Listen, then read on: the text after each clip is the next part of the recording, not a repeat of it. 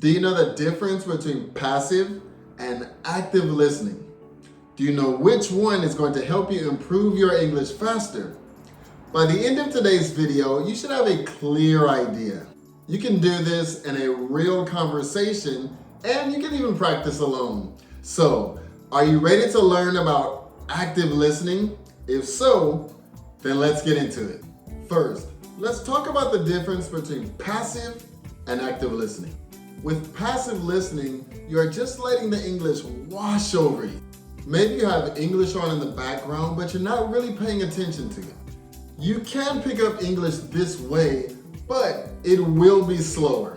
With active listening, you are focusing only on that song.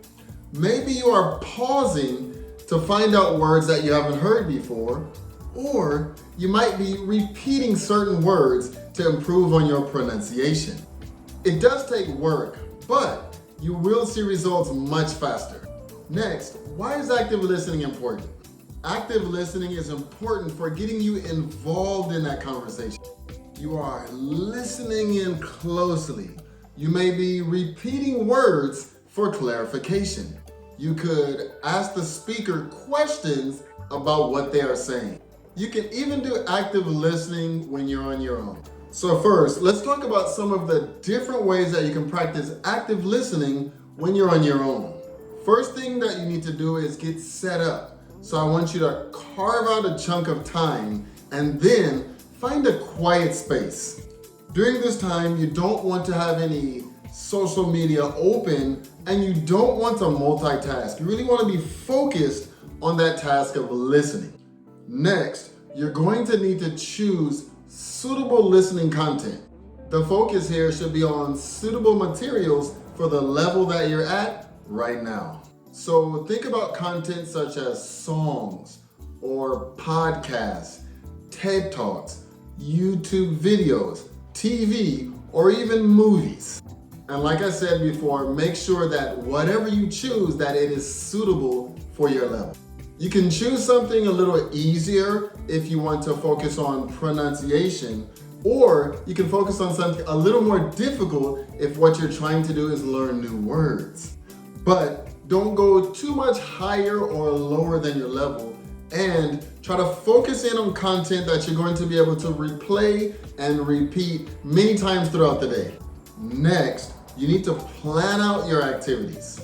Listen for examples of a grammar topic that you have learned recently, such as the perfect present tense, and then each time you hear an example of that, go ahead and write it down in a notebook.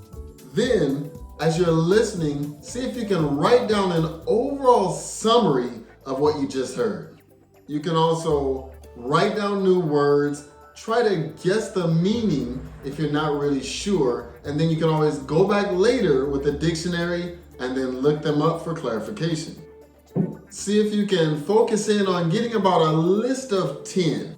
Also, with the words that you're writing down, try to think about words that you can incorporate into your own speech, into your own conversation.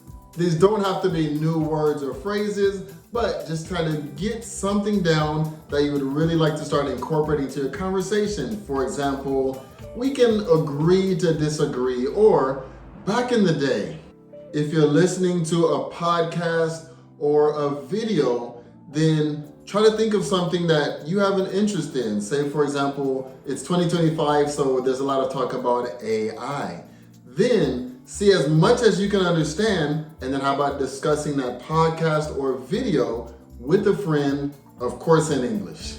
Another thing that you can do is to practice shadowing, which is a learning technique that can help you by listening to a speaker and then repeating that speaker right after you hear, focusing on pronunciation rather than necessarily understanding at this point.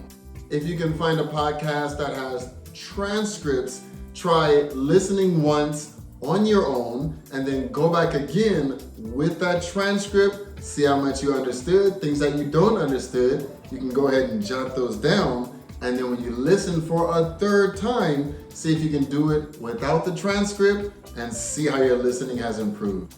You can also try recording yourself to see how your progress is going, to see what you do good, to see what you don't do as well, and then you can go back in and correct those later. Try something, for example, I'm filming this on YouTube. Make yourself a private YouTube channel, film yourself so that only you can watch it. And if you do feel a little bold, you can maybe show it to a friend or family member and have them give you some critiques. These are just a few suggestions on things that you can try. And of course, there are many others. The most important thing is that you are actively engaged with the content, actively engaged in listening and improving your English.